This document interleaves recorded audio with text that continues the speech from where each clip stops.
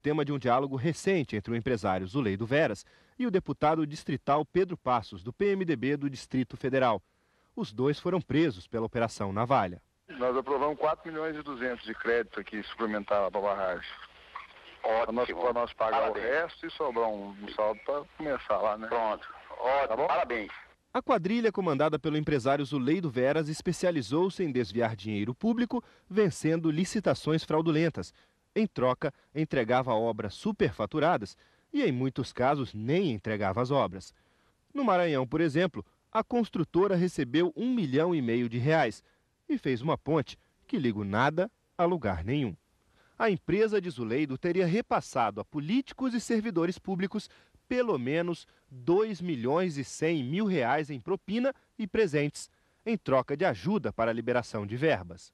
De acordo com a Polícia Federal, a Galtama deu ao ex-governador do Maranhão, José Reinaldo Tavares, um carro no valor de R$ 110 mil, em troca da liberação de R$ 1.600.000 para obras de pavimentação da BR-402 no Maranhão. O prefeito de Sinop, em Mato Grosso, Nilson Leitão, do PSDB, recebeu R$ 200 mil um dia depois de assinar um contrato para a construção de uma rede de esgotos que favoreceu ilegalmente a Galtama. Já o prefeito de Camaçari, na Bahia, Luiz Caetano, do PT, se corrompeu em troca de uma viagem a Salvador, hospedagem e convite para o camarote da Galtama no carnaval desse ano. Em troca, o prefeito assinou um convênio com o Ministério das Cidades que favoreceu a empresa de Zuleiro. Era assim em todos os estados onde a Galtama tinha obras. Pelo que a polícia descobriu até agora, Zuleiro corrompeu pelo menos 32 agentes públicos com dinheiro, presentes, viagens e outros tipos de suborno para garantir ou acelerar a liberação das verbas que sustentavam a empresa. Desde 2002, o Tribunal de Contas da União alerta para indícios de fraude em obras da Galtama. Mesmo assim, de lá para cá, a empresa continuou a disputar licitações e a receber verbas do orçamento, muitas vezes graças a emendas aprovadas no Congresso. Por isso, o envolvimento de parlamentares federais está sendo investigado pela polícia. Este ano, a Galtama apresentou uma proposta para participar das obras de transposição do Rio São Francisco, um projeto de 3 bilhões e 300 milhões de reais. A TV Globo teve acesso com exclusividade às imagens dos radares da aeronáutica na hora do acidente entre o Boeing da Gol e o jatinho Legacy. Os centros de controle do tráfego aéreo de Manaus e de Brasília registraram o momento exato do choque entre as duas aeronaves. Esta é a sala do controle de tráfego aéreo do Sindacta 1 de Brasília. Aqui são monitorados todos os aviões que sobrevoam as regiões Sudeste e Centro-Oeste, cerca de 2.600 voos por dia. Era neste local que os controladores de voo monitoravam o Boeing da Gol e o jato executivo Legacy, que colidiram em setembro do ano passado. Estas imagens foram obtidas com exclusividade pelo Jornal Nacional.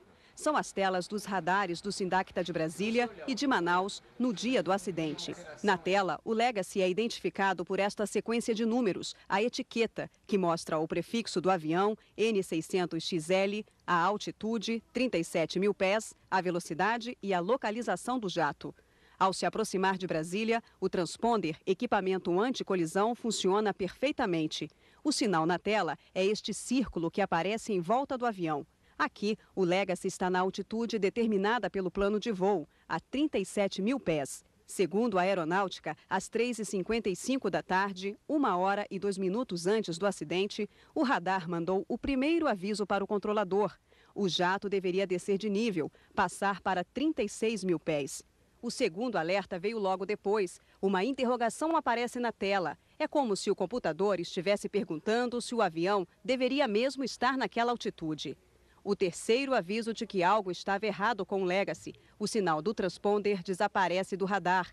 A letra Z na tela significa que a altitude do Legacy não é confiável.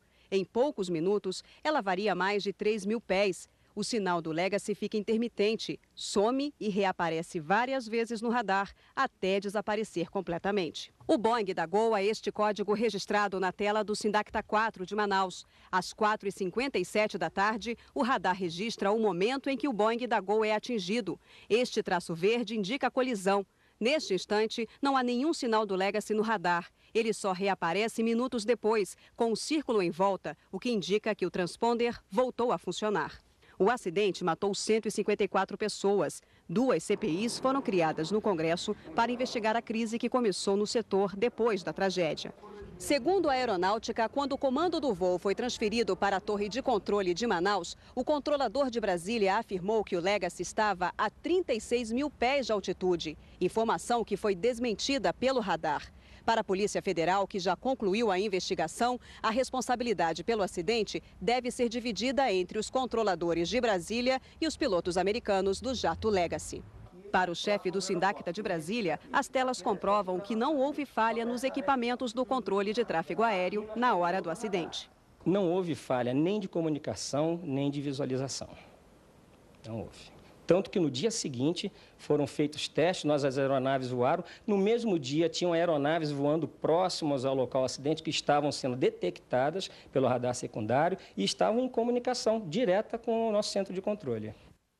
No voo, roupas, bolsas, sapatos e outros objetos pessoais que foram encontrados no local do acidente e que ainda não tinham sido identificados.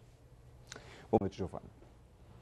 Boa noite. O ministro do Supremo Tribunal Federal, Gilmar Mendes, acaba de julgar o primeiro pedido de habeas corpus neste sábado. Ele negou o pedido de liberação de Geraldo Magela, funcionário público do estado do Maranhão. No STF, ainda há cerca de 17 pedidos aguardando julgamento. A expectativa é que o ministro analise todos eles até amanhã. Voltamos ao estúdio.